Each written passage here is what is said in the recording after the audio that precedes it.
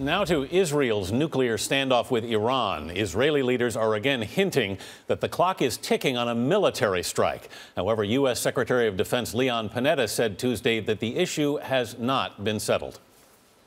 I don't believe they've made a decision as to whether or not they will go in and attack Iran at this time.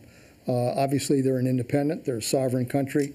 They'll ultimately make decisions based on what they think is in their national security interests. But I don't believe they made that decision at this time. Let's bring in Mark Phillips in London now. Mark, good morning. Good morning, Anthony, Gail. Well, what we're seeing here right now is a very dangerous game of diplomatic chicken being played, and it's being played against the background of the U.S. presidential election this autumn.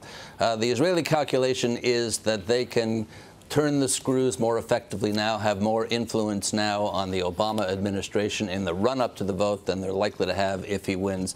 Afterwards, the last thing that the Obama administration would want right now is to be involved in another foreign conflict, particularly with the country as dangerous as Iran.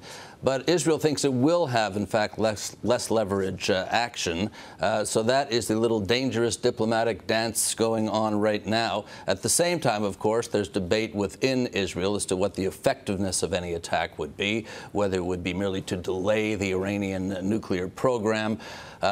And one theory, of course, is that if Israel were to attack, that in fact might force Washington's hand, because there was bound to be, or would be bound to be, an Iranian retaliation against Israel itself. As you say, the clock is ticking and ticking louder. Mark, is there any indication that Israel's trying to get the U.S. involved in an attack?